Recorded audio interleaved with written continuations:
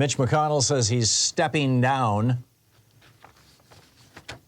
Mitch McConnell, who has brought so many bad things to America. He stole a Supreme Court seat from President Barack Obama back in February of what was the year? Obama's re-election, 2008, it would have been 2012, right? Back in February of that year, there was an opening on the Supreme Court. What's his name died, Scalia died, and Mitch McConnell and Barack Obama nominated Merrick Garland on the recommendation of Orrin Hatch, the Republican senator from Utah. He nominated a good, Republican acceptable, kind of, wimpy middle of the road judge, Merrick Garland, to be on the Supreme Court. The Republicans should have been happy with it, but Mitch McConnell said, no, we're not going to give him anything because people are already voting, don't you know? And the American people should decide who gets that seat on the Supreme Court. Now, this was February. People were only voting in primaries in New Hampshire, basically. That was it. But that was his excuse. And then, toward the end of Trump's term, I forget the year. Was it the very last? No, it wasn't the last year. Whatever the year was, anyway. It must have been 2020. Donald Trump says, we want to put, Ruth Bader Ginsburg dies, and she dies in like October, as I recall. So, or maybe it was September, but it was, while actual voting in the real election was going on. And Mitch McConnell does not say, no, so it must have been 2020.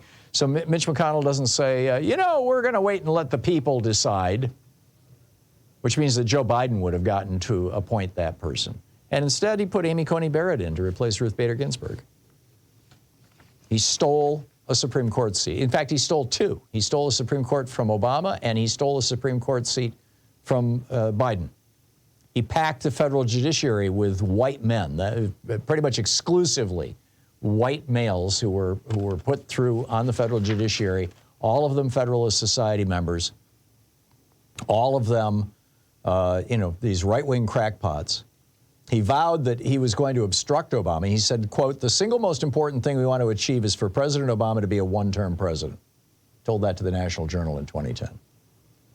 And then when Obama became president, he said, our goal, 100% of our focus is in stopping this new administration. We're not going to, this is Mitch McConnell. He's saying, we're not going to make America a better place to live. We're not going to help out working class people. We're not going to do anything for the poor. We're here to defend the billionaires, the big corporations, and screw everybody else. That's the official Republican message. And, Mitch McConnell just came out and said it over and over and over again, or as much as said it. He made the debt ceiling a permanent hostage starting in 2011. He turned the filibuster into a weapon. I mean, it used to be that you would only, the Republicans would only filibuster like really vital bills. Now they filibuster literally everything proposed by Democrats, everything.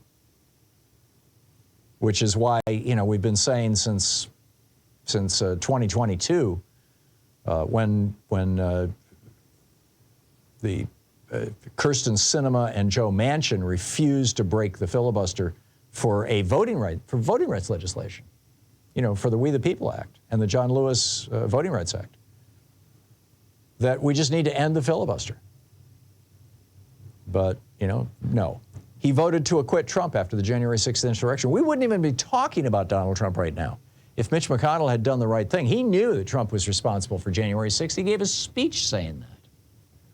And yet he voted to acquit him, which gave Donald Trump the ability to run again, which is what he's doing right now. He built a career and a huge campaign nest egg, Joan McCarter writes over at Daily Kos, including $1.3 million in donations from the NRA, fighting gun safety regulations. An awful lot of the blood and the deaths in America from guns you can attribute to Mitch McConnell. He destroyed campaign finance reform and filibustered any effort to get money out of politics. He blocked votes to save the Voting Rights Act. That was pretty amazing. Joan writes, that included refusing to hold hearings on an amendment named in honor of John Lewis, the great congressman and civil rights icon.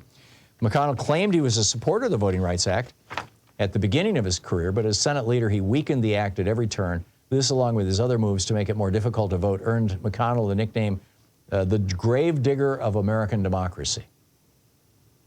He tried to kill Obamacare. Now, that one he failed. In fact, he said, this is clearly a disappointing moment after he failed in a 51-49 vote to end Obamacare. He said, I regret that our efforts simply were not enough at this time. In his own state of Kentucky, there were coal miners suffering from black lung, and there was legislation to provide them with some help, and he blew it off. In fact, the group of miners who drove from Kentucky to meet with him, he gave them 2 minutes. You guys have 2 minutes to tell me about your black lung. Then you're out of here. He's working with the Trump campaign right now to endorse Trump for another term. He just came out and said, I mean, he said, we've reached the part of the primary where the party is coming together. The absolute worst thing that can happen to this country is electing Joe Biden for 4 more years. He named himself the Grim Reaper. He was proud of this. Proud of the fact that he's been damaging America for all these years. He said, this is about Medicare, right? This is literally, he's talking about Medicare. He says, are we going to turn this into a socialist country? Don't assume it cannot happen. If I'm still the majority leader of the Senate, think of me as the Grim Reaper. None of that stuff is going to pass, none of it. He took a picture in front of the Confederate flag, the racist Confederate flag, and then said, I don't regret going to speak to a group which at the time was not being considered, a pariah in our society. Over the years, I've probably been to plenty of groups and shaken hands with a whole lot of people who don't agree with me. Right. And he tried to silence Elizabeth Warren. Remember when he said she was warned? Nevertheless, she persisted? That didn't work out so well. But bottom line, good riddance, Mitch.